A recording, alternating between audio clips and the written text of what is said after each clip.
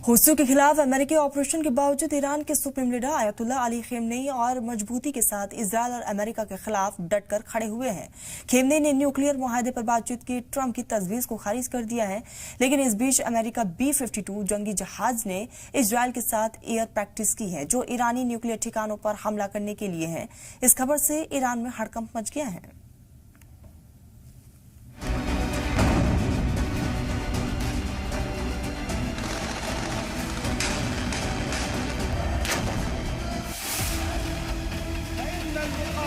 Middle east में लगी आग को अमेरिका बुझाने की कोशिश तो कर रहा है, लेकिन ईरान के सामने उसकी एक नहीं चल पा रही है।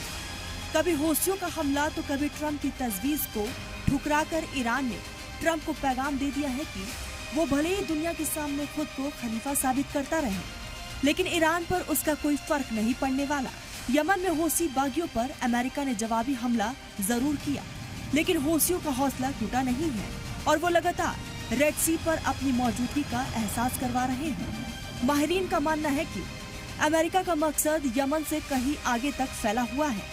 ट्रंप इंतजामिया का वाहिद मकसद ईरान को न्यूक्लियर मुआहदा कराने के लिए घुटनों पर लाना है और इसके लिए वो इजरायल को हमले की खुली छूट देने से लेकर यमन, सीरिया और लेबनान में कदम उठा रहे हैं। इसके तहत डोनाल्ड ट्रंप ने इजरायल को ईरानी ठिकानों पर हमला करने की खुली छूट दे दी है। ट्रंप का मकसद है कि ईरान को परमाणु बम बनाने से रोकना। ट्रंप ने गाजा पर बमबारी की पहले ही छूट दे रखी है। अमेरिका ने 15 मार्च से यमन में हौसियों के खिलाफ हमले किए हैं, जिसका मकसद हौसियों को रेड सी में शिपिंग कंटेनर्स और इजरायल पर होने वाले हमलों को रोकना है। साथ ही ईरान को इस मामले में लपेटना है, जिसका मकसद ईरान को उस कदम से रोकना है जिससे दुनिया तबाह हो सकती है। अमेरिकी वजीर दिफा पीट हेग्सेथ ने कहा कि हौसियों के हमले के पीछे ईरान है। हौसियों को ईरान से ट्रेनिंग और पैसे मिलते हैं। जब हौसी हमला करना बंद कर देंगे तो हमारी कार्रवाई भी बंद हो जाएगी। ये पहला मौका नहीं है जब अमेरिका ने ईरान को वार्निंग दी है।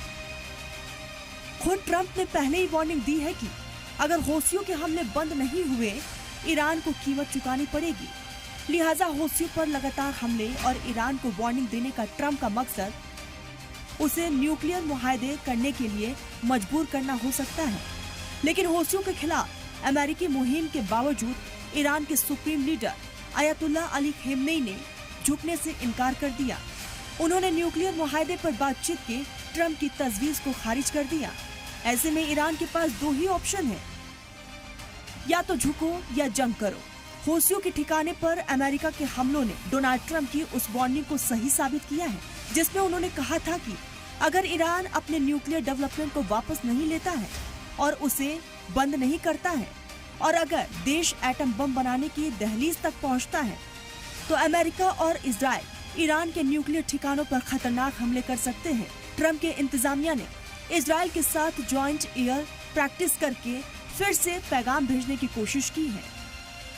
इस आर्मी मश्क में अमेरिकी B-52 जंगी जहाज ने हिस्सा लिया था, जिसमें ईरान की सैकड़ों फीट गहरी जमीन के अंदर बनी न्यूक्लियर सहूलियात को तबाह करने की सलाहियत है।